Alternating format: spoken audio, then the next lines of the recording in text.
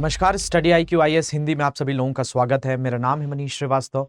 Sunday के दिन शाम को 5 बजे आपको एक प्रोग्राम मिलता है जिसका नाम है इम्पोर्टेंट ऑर्गेनाइजेशन, यानी प्रमुख संगठन।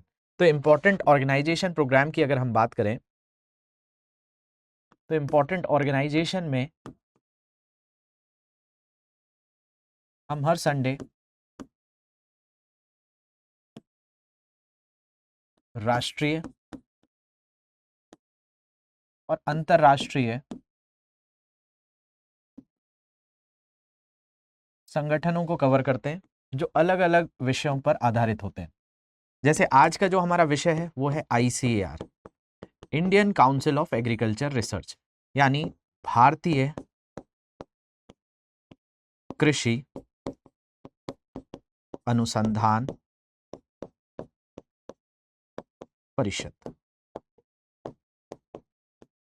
तो भारतीय कृषि अनुसंधान परिषद एक राष्ट्रीय स्तर पे करने वाली एक प्रमुख संगठन है, एक ऑर्गेनाइजेशन है। ऐसे ही अंतर्राष्ट्रीय स्तर पर भी बहुत सारी ऑर्गेनाइजेशंस में ऑलरेडी कवर करा चुका हूं। इनमें नाटो के बारे में पढ़ा हुआ है हमने, इंटरपोल के बारे में पढ़ा हुआ है, वर्ल्ड बैंक, IMF, WTO, ऐसे बहुत सारी ऑर्गेनाइजेशंस कवर की हुई है। इसकी आपको अलग से प्लेलिस्ट मिल जाएगी। इस प्लेलिस्ट में 31 प्लस लेक्चर्स हो चुके हैं, मतलब इतनी सारी ऑर्गेनाइजेशंस हो चुकी हैं।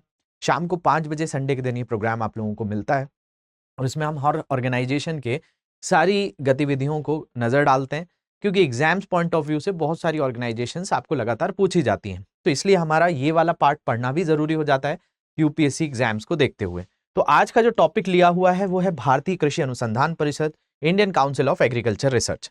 अब आप सोचेंगे कि भाई ये क्या परिषद है।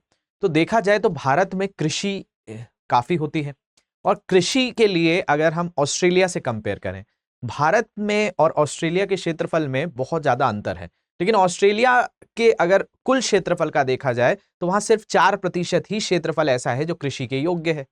अब भारत से वो काफ़ी बड़ा देश है, लेकिन उसका सिर्फ 4% ही कृषि योग्य है। भारत का अगर देखा जाए तो 45% से ज़्यादा कृषि योग्य भूमि है। कई राज्यों में 50-50% तक कृषि होती है। उसके बाद भी भारत का उत्पादन ऑस्ट्रेलिया से कम निकलता है। उसका कारण है बहुत सारी प्रौद्योगिकियों का पीछे होने, बहुत सारी टेक्नोलॉजी का कम यूज होना। तो हमारे यहाँ जो कृषि में लगातार उन्नत व्यवस्था की जा रही है, वो आपका एक संगठन है जो काम करता है इसके लिए। इसका नाम है Indian council of agriculture research, यानी हमारे किसानों के लिए पूरी तरह से एक संगठन मिलकर काम कर रहा है जो किसानों को अलग अलग लेवल पे रिसर्च करके दे रहा है, अनुसंधान करके दे रहा है। चाहे वो मिट्टी के स्तर पर हो, चाहे फसलों को किस तरीके से उगाना चाहिए, किस मौसम में उगाना चाहिए, कितना समय उनको देना चाहिए, कौन कौन सी दिक्कतें उनको आ सकती हैं, उनको किस तरीके से वैकल्पिक तौर पर उनको क्या देना चाहिए। भारत में हरित क्रांति आई, उसके पीछे बहुत बड़ा रोल ICAR का रहा। तो ये सारे काम की बागडोर संभालने वाली एक संस्था है भारत के अंतर्गत, जिसे हमें भारतीय कृषि अनुसंधान परिषद कहते हैं, यानी Indian council of agriculture research. तो आज का जो पूरा एजेंडा है, इसी ऑर्गेनाइजेशन को बहुत डिटेल में पढ़ेंगे। शुरू करने से पहले आपको मैं बता दूं, स्टडी IQ ऊपर P2I बैच 11 अगस्त से शुरू होने वाला है। इस बैच को आप एनरोल कर सकते हैं हिंदी माध्यम में, इंग्लिश माध्यम में और इंग्लिश माध्यम में। खास बात इस बैच की आप लोगों को पता ही होगी कि दिल्ली आने का मौका स्टडी IQ की तरफ से आपको मिल रहा है। अगर आपका प्रीलिम्स 2024 का निकलता है तो उसके बाद सारी तैयारी स्टडी IQ के इसी कोर्स के तहत आपको करवाई जाएगी। आप ये कोर्स ज्वाइन करेंगे तो अभी से क्लासेस आपकी प्रीलिम्स और मेंस की शुरू हो जाएंगी, लेकिन 2024 के लिए आपने प्रीलिम्स निकालने के बाद दिल्ली आने का मौका स्टडी IQ की ये कोर्स आपको दे रहा है। इसमें आपको कोड यूज करना है मनीष लाइव। इसको यूज करेंगे तो 29,999 में ये कोर्स मिल जाएगा। इसके अलावा कोई भी डाउट्स आते हैं तो ये मेरा टेलीग्राम ग्रुप है, यहाँ क्वेश्चंस पूछ सकते हैं। ये इंस्टाग्राम ग्रुप है, ये आपको मिल जाएगी मेल ID। बाकी भी सोशल मीडिया हैंडल्स हैं, कहीं पर भी क्वेश्चंस पूछ सकते हैं। चलिए शुरू करते हैं और बात करते हैं ICAR की। भाई ICAR जो बना वो 1929 में बना, जब ब्रिटेन का शासन यहां पर चल रहा था। मतलब भारत एक उपनिवेश हुआ करता था, तब 1929 में एक संगठन बनाया गया। लेकिन उस समय इसका नाम क्या नहीं था, Indian council of agriculture research नहीं था। उस समय इसको कहा जाता था imperial agriculture research institute. Imperial शब्द आपको कई चीजों में मिलेगा, जैसे स्टेट बैंक ऑफ इंडिया का पुराना नाम आप देखेंगे तो इंपीरियल बैंक ऑफ इंडिया हुआ करता था। वैसे ये इंपीरियल एग्रीकल्चर रिसर्च इंस्टीट्यूट हुआ करता था, जिसकी स्थापना 1860 के एक्ट के तहत की गई थी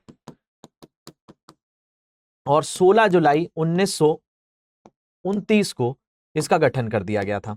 अभी अगर हम देखें तो 2023 में है, अभी हाल ही में 16 जुलाई गई है और इसके 95 वर्ष पूरे हो गए हैं। तो 95 ईयर्स होने वाला एक संगठन है जिसका नाम है भारतीय कृषि अनुसंधान परिषद। बाद में भारत जब आजाद हुआ तो इसका नाम भी बदल दिया गया, इसको इंपीरियल एग्रीकल्चर रिसर्च इंस्टीट्यूट से Indian council of agriculture research किया गया, यानी भारतीय कृषि अनुसंधान परिषद किया गया। तो अगर आपसे आज कोई पूछे कि भारतीय कृषि अनुसंधान परिषद क्या है, तो भाई भारतीय कृषि अनुसंधान जो परिषद है हमारा एक मंत्रालय है। कौन सा मंत्रालय? कृषि अनुसंधान एवं शिक्षा विभाग, कृषि मंत्रालय।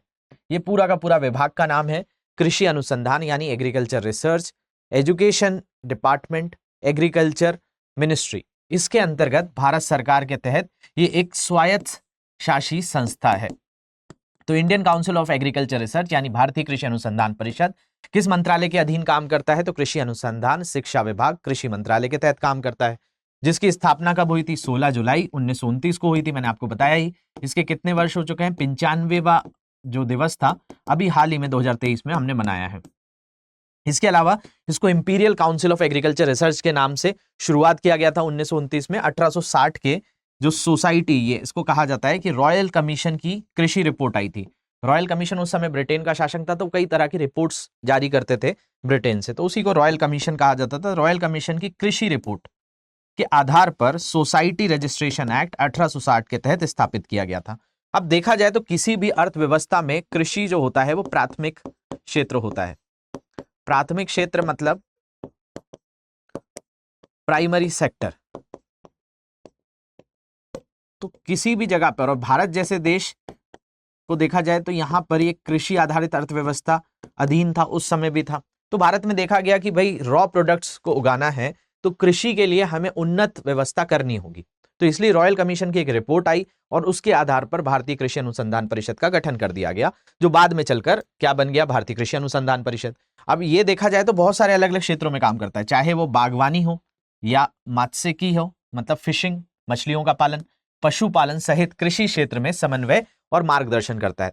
तो यानी ये केवल ऐसा नहीं है कि कृषि में केवल खेती के लिए काम कर रहा है, खेती के साथ साथ पशुपालन में भी ये है, साथ साथ बागवानी, उसमें भी अलग अलग रिसर्च करता है।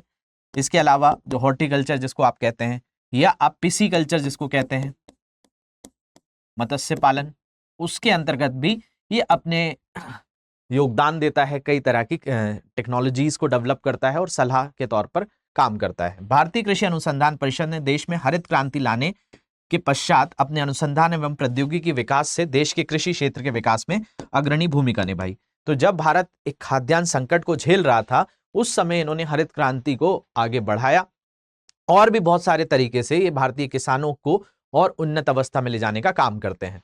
अगर हम यहां पर देखें तो आपको मिलेगा कि जैसे हमने बात करी कि भाई कृषि क्या है, तो कृषि किसी भी अर्थव्यवस्था का प्राथमिक क्षेत्र होता है। और अगर ये प्राथमिक क्षेत्र है तो इसका सीधा सा मतलब है कि अगर हम देखते हैं कि किसी भी अर्थव्यवस्था में अलग अलग वर्ग होते हैं, अलग अलग क्षेत्र होते हैं, तो अगर हम प्राइमरी सेक्टर की बात करें, सेकंड होता है सेकेंडरी सेक्टर, और तीसरा होता है टर्शरी सेक्टर, जिसको आप प्राथमिक, द्वितीयक और तृतीयक क्षेत्र कहते हैं। हम इन्हीं के बारे में बात कर रहे हैं। तो देखा जाए तो आपका सबसे ज्यादा पैसा जो अर्थव्यवस्था में लेकर आता है वो कौन सा है? तृतीयक।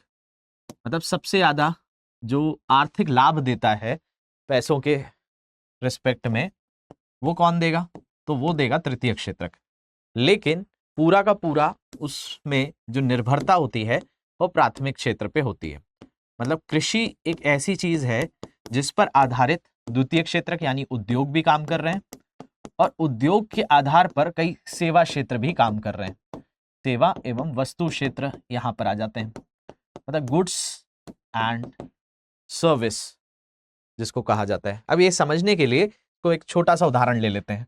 जैसे कि गेहूं है, गेहूं की बात करें तो गेहूं से ही क्या बन रहा है? आटा बन रहा है। आटा से ही आप अलग अलग तरह के बिस्किट्स बना सकते हैं।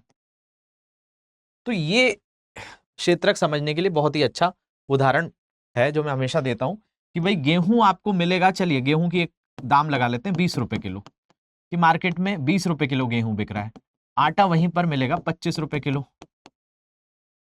और बिस्किट की बात करें तो बिस्किट आपको 300 रुपए किलो भी मिल जाएगा। तो आपने किया क्या, गेहूं आपको कृषि एक क्षेत्र था जो आपको प्राथमिक वर्ग से मिल गया, मतलब जहां पर प्रकृति आ गई वो हो गया आपका प्राथमिक क्षेत्र। तो यहां पर आप पूरी तरह से निर्भर किस पे थे, प्रकृति पर निर्भर हुआ करते थे। लेकिन उस प्रकृति से मिली हुई चीज को, क्योंकि आप घर में नहीं बना सकते गेहूं, आपको उगाना ही पड़ेगा, कहीं ना कहीं तो चाहिए ना, आपको भूमि का क्षेत्र चाहिए। अब वो कैसे गेहूं उगे, कौन से मौसम में उसको बोया जाए, ये सारी चीजें कैसे पता चलेंगी, तो उसके लिए काम कर रही है हमारी एक संस्था ICAR। ये हमें भारत की अलग अलग मिट्टियों का रिसर्च करके देती है कि भाई काली मिट्टी में क्या मिलेगा, जलोढ़ मिट्टी में क्या होगा, आपका इसी में जो आपकी लेटराइट मिट्टी है उसका काम क्या है, लाल पीली मिट्टी कैसी होगी, पीट मिट्टी कैसे काम करेगी। ये सारी मिट्टियों के बारे में रिसर्च करती है कि किस मिट्टी में कौन सा तत्व है, किस में पोटेशियम ज्यादा है, किस में नाइट्रोजन की कमी है, किस में आपका इसके अंतर्गत पोटाश की संख्या। ये 3 चीजों मिट्टी में देखी जाती है, एक नाइट्रोजन, एक फॉस्फोरस और एक पोटेशियम। इन तीनों का ही स्तर देखा जाता है हर मिट्टी में, और उसके आधार पर भारत की अलग अलग मिट्टियों को बांटा गया है, चाहे वो ब्लैक सॉइल हो, चाहे एलुवियल सॉइल यानी काली मिट्टी हो, चाहे जलोढ़ मिट्टी हो, लाल पीली मिट्टी आ जाती है, पहाड़ी मिट्टी आ जाती है, मरुस्थलीय मिट्टी आ जाती है। ये सारी मिट्टियों के ऊपर रिसर्च ICAR ने करके दिया है। क्यों दिया है, ताकि किसान जो है सही क्षेत्र में सही फसल उगा सके। अब अगर उत्तर भारत के अंतर्गत, अगर उत्तर प्रदेश में या फिर हम हरियाणा में, हरियाणा का किसान मसाले उगाना चालू करे तो नहीं उगा पाएगा, क्योंकि वो कृषि योग्य भूमि ही नहीं है। मध्य प्रदेश में कोई चाय उगाना चालू करे, कर्नाटक में कोई केसर उगाना चालू करे, तो ये सारी चीजें क्या है, मौसम के अनुसार, जलवायु के अनुसार, मिट्टी के अनुसार ही तो उगती है। तो इनके ऊपर पूरी तरह से रिसर्च करना, ताकि किसान और आसानी से अपने बढ़ोतरी कर सकें, उसके लिए ICAR काम करती है। तो जैसा मैंने बताया कि भाई प्राथमिक क्षेत्र में आ गया गेहूं, अब द्वितीय क्षेत्र में उसमें आपने उद्योग लगा दिया। अब सेकेंडरी क्षेत्र क्या होता है, ये इसी का प्रयोग करता है, प्रकृति से मिली हुई चीजों का प्रयोग करना और उसका प्रसंस्करण कर देना, उसकी प्रोसेसिंग कर देना, उसको इस तरीके से बदल देना कि ताकि वो उपयोग किया जाने लगे। तो बेसिकली सेकेंडरी सेक्टर ने वही किया। उद्योग जो भी हैं या तो वो खनिज आधारित हैं या तो वो कृषि आधारित हैं। खनिज आधारित मतलब वो प्रकृति से मिलने वाले कई अयस्कों से कई धातु बनाते होंगे। जैसे भारत में स्टील उद्योग है, तो स्टील के लिए प्रकृति से क्या मिल रहा है, प्रकृति से धातु मिल रहा है, कई जगह पे खदान है, तो वो प्राथमिक क्षेत्र आ गया। वैसे ही यहाँ पे हमने जैसे लिखा कि गेहूं से आटा बना, तो इसके लिए कोई ना कोई मशीनरी की जरूरत थी, कोई ना कोई प्रसंस्करण की जरूरत थी, तो इसलिए यहाँ पर दाम बढ़ गए। लेकिन इसी में आपने बिस्किट बनाया, तो आपने क्या किया, इसमें चीनी मिला दी, इसको थोड़ा सा अवन में बेक कर दिया, और यही कीमत बढ़कर 300 रुपए हो गई। अब देखा जाए तो सबसे ज्यादा पैसा लाकर दे रही है कौन सी चीज अर्थव्यवस्था में, तृतीय क्षेत्र। तो लगेगा यही जरूरी है। लेकिन आप क्या बता सकते हैं कि अगर बिस्किट जो है वो बिकता रहेगा अगर गेहूं ही उगना बंद हो जाए, अगर हम प्राथमिक क्षेत्र को ही हटा दें, तो क्या हमारी अर्थव्यवस्था में कुछ भी बढ़ोतरी होगी? तो आप कहेंगे सर रॉ प्रोडक्ट ही नहीं होगा तो आटा ही नहीं बनेगा, और आटा ही नहीं बना तो बिस्किट कैसे बनेगा? तो ये भले पैसा यहां पर ज्यादा दिख रहा है, लेकिन इस पैसे के पीछे जो जड़ है वो यही है, गेहूं ही है, यानी आपका प्राथमिक क्षेत्र ही है। और इस प्राथमिक क्षेत्र को उन्नत करने के लिए 1929 में ब्रिटेन को भी लगा कि भाई इसके लिए कोई ना कोई तरह की एक संगठन बनाना चाहिए। तब जाकर एक संस्था बनी जिसको कहा जाता है Indian council of agriculture research, जिसको पहले इंपीरियल इंस्टीट्यूट कहा जाता था, नाम बदला गया और ये हाल ही में हुआ।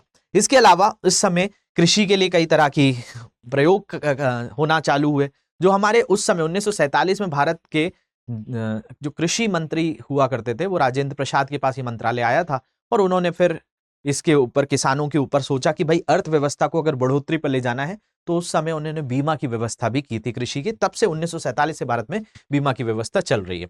तो ये आपको थोड़ी सी बात समझ नहीं आई होगी कि भाई ये परिषद क्यों महत्वपूर्ण हो जाता है। तो ये सारी मृदाओं की रिसर्च करता है। अब आपने सुना होगा एक soil health card scheme Bharat सरकार लॉन्च कर रही है। अब सॉइल हेल्थ कार्ड स्कीम के लिए पूरी की पूरी जो जानकारी है, रिसर्च जो की हुई है वो ICAR ने की हुई है। ये अपने अलग अलग सेंटर्स पर रिसर्च करते हैं। अभी इसका मुख्यालय नई दिल्ली के अंतर्गत है। इसके अलावा इसके उद्देश्यों की बात करें तो कृषि क्षेत्र से जुड़ी समस्याओं के समाधान के लिए भारतीय सामाजिक विज्ञान अनुसंधान, ये देख लीजिए कि भारत के हिसाब से अब यहाँ पर जो भारतीय फसलें उगेंगी उन्हीं के हिसाब से अनुसंधान किया जाएगा। तो अनुसंधान परिषद, वैज्ञानिक एवं औद्योगिक अनुसंधान परिषद और विश्वविद्यालयों के साथ मिलकर साझा कार्यक्रम तैयार करना है। तो अलग अलग स्तर पर ये काम करते हैं, जो फॉरेस्ट्री के इंस्टीट्यूट्स हैं या फिर आपके एग्रीकल्चर जो इंस्टीट्यूट्स हैं वहां पर भी पढ़ाया जाता है, उन समस्याओं को भी सुलझाने के लिए अलग अलग तरह की रिसर्च करते हैं। तो ये 3 तौर पर यहाँ पर देखिए, हमने यहाँ पर जो बात की हुई है इसको एक एक करके समझने का प्रयास करिए कि भाई अगर कृषि क्षेत्र में जो समस्या है उनको अगर सुधारना होगा तो आपको रिसर्च तो करनी होगी। तो भाई भारतीय सामाजिक विज्ञान अनुसंधान परिषद, इसकी बात कर रहे हैं। वैज्ञानिक एवं औद्योगिक अनुसंधान परिषद यानी इंडस्ट्रियल रिसर्च काउंसिल और विश्वविद्यालय, इनके साथ मिलकर ये पूरा कार्यक्रम साझा करते हैं और परिषद के लक्ष्यों को पाने के लिए जरूरी अन्य कदम भी उठाते हैं ताकि किसानों का यानी कृषि क्षेत्र में विकास हो सके। इसके अलावा और भी बहुत सारी चीजें हैं, जैसे ट्रेनिंग करवाना, बागवानी करवाना, मत्स्य पालन कराना, ये सारे इन्हीं के अंतर्गत क्षेत्र आ जाते हैं। तो कृषि हो गया, वानिकी हो गया, पशुपालन हो गया, मछली पालन हो गया एवं कृषि से संबंधित अन्य क्षेत्रों में शिक्षा और अनुसंधान को बढ़ावा देना भी इनके कार्यों के अंतर्गत आ जाता है। इसके अलावा कृषि से संबंधित प्रौद्योगिकियों का हस्तांतरण करना, भाई इनको कोई टेक्नोलॉजी मिल गई, अब इस टेक्नोलॉजी को पहुंचा दिया गया कहां, किसानों तक पहुंचाना, हस्तांतरण करना, राज्य सरकारों के साथ साझा करना और राज्य सरकार फिर उनको अलग अलग स्तर पर पहुंचाने के लिए जो काम करती है उसके लिए भी आईसीएआर के कार्य के अंतर्गत रखा गया। तो कृषि से संबंधित प्रौद्योगिकी, टेक्नोलॉजी, हस्तांतरण कार्यक्रम तैयार करना और राष्ट्रीय स्तर पर उनको लागू करना ताकि हमारा एकदम निचले स्तर पर भी जो किसान है उनको उन टेक्नोलॉजी से फायदा मिल पाए, क्योंकि भारत में बताया जाता है कि भाई 86% छोटे किसान हैं। अब इन छोटे किसानों को इतने ज्यादा, उनके पास इतना पैसा नहीं होता है कि बहुत सारी उन्नत तकनीक वाली चीजों का उपयोग कर सके, तो इसके लिए भारत सरकार इनको पैसा देती है, तो उसमें आईसीआर बहुत बड़ा काम करता है। इसके अलावा यहां पर देखा जाए तो परीक्षण कार्यक्रम, ट्रेनिंग प्रोग्राम भी विभिन्न स्तर पर लागू करने का काम आईसीआर का है। कटाई के बाद प्रौद्योगिकी और ग्रामीण विकास के व्यापक क्षेत्रों की समस्याओं पर भी ध्यान देना। तो विशेष तौर पर आईसीआर का काम जो है वो पहले समस्या को समझना, उस समस्या के अनुसार अनुसंधान करना और उस अनुसंधान के आधार पर किसानों तक वो सारी व्यवस्था प्रदान करना और उनका फिर आकलन भी करना, साथ साथ दूसरी संस्थाओं के साथ मिलकर कृषि के लिए टेक्नोलॉजीज का तो डेवलपमेंट करना ही, लेकिन भारत के अंतर्गत मृदा क्षेत्र मतलब सॉइल लेवल पे किस तरीके से काम किया जाए, कैसे इसको उन्नत किया जाए, कैसे इसको सेव किया जाए, इसके लिए भी कई कार्यक्रम आईसीआर के द्वारा चालू किए जाते हैं। पूरा का पूरा ये ऑपरेट जो होता है न्यू दिल्ली से होता है, नई दिल्ली में होता है, लेकिन इनकी जो प्रयोगशालाएं हैं वो भारत के अलग अलग शहरों में हैं, अलग अलग ग्रामीण क्षेत्रों में जाते हैं, वहां पर पूरी तरह से रिसर्च करते हैं, रिपोर्ट्स भेजते हैं, लैब्स में चर्चा होती है, कई तरह के साइंटिस्ट बैठते हैं और फिर किया जाता है कि भाई भारत के अंतर्गत कैसे विस्तार किया जाए, क्योंकि हमारा तृतीय क्षेत्र और ज्यादा मजबूत हो जाएगा अगर हमारा प्राथमिक क्षेत्र और ज्यादा अच्छे से काम करने लगेगा। जिसमें मैंने आपको ऑस्ट्रेलिया का एग्जाम्पल दिया, सिर्फ 4% क्षेत्रफल में वो इतना उत्पादन कर ले रहे हैं जितना भारत 46% क्षेत्र में भी नहीं कर पा रहा है। तो भाई भारत कहाँ पीछे रह रहा है, क्योंकि भारत में 86% किसान बहुत छोटे हैं जिनके पास मजबूती तौर पर कोई टेक्नोलॉजीज नहीं है, ट्रैक्टर्स नहीं है या मशीनरी नहीं है। अब उनके लिए भारत सरकार कई तरह से मदद करती है, उसके लिए अलग अलग योजनाएं चल रही हैं, तो ये भी काम आईसीआर के अंतर्गत आ जाता है, क्योंकि इनका काम अंतिम जो लक्ष्य है वो किसानों की आय को बढ़ाना है, किसानों को उन्नत बनाना है और उनकी आय में लगातार वृद्धि को भी करना है। इसके अलावा अभी जो 2023 में अंतर्राष्ट्रीय स्तर पर भी हम जो वर्ष मना रहे हैं, इंटरनेशनल ईयर ऑफ मिलेट्स मना रहे हैं। ये जो मोटे अनाज होते हैं इन्हीं को मिलेट्स कहा जाता है, जिनको श्री अन्न भी कहा गया है। भारत सरकार की ये भी एक प्रयोग था और इसमें भी आईसीआर ने हमको बहुत सारे इनपुट्स दिए थे। आईसीआर ने बताया था कि भाई जो मिलेट्स हैं, मोटे अनाज हैं, जैसे रागी हो गया, बाजरा हो गया, इनके अंतर्गत पोषण अधिक होता है और इनको भी भारत के अंतर्गत से कुपोषण को मिटाने के लिए उपयोग करना चाहिए। तो ये सारी चीजें हमको प्रदान करता है। इसके अलावा एक प्रश्न है आप लोगों के लिए कि भारत में कृषि फसल बीमा की शुरुआत का मुद्दा केंद्रीय विधानमंडल में खाद्य और कृषि मंत्रालय द्वारा उठाया गया था। किस वर्ष में? 1936 में, 1947 में, 1951 में, 1956 में। आज की क्लास जिसने देखी होगी आंसर उसको पता होगा।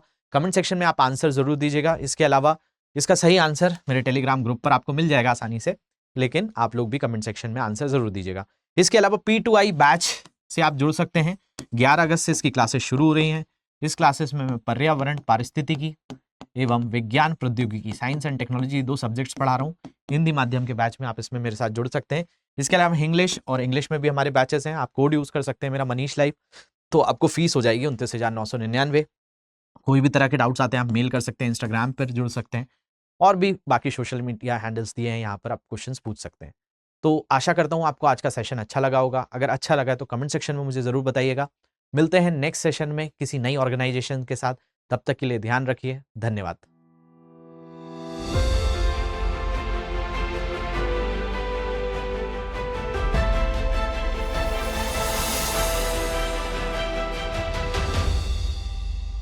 हिंदी में यूपीएससी की तैयारी से संबंधित प्रोग्राम्स को देखने के लिए सब्सक्राइब करें स्टडी IQ IAS हिंदी।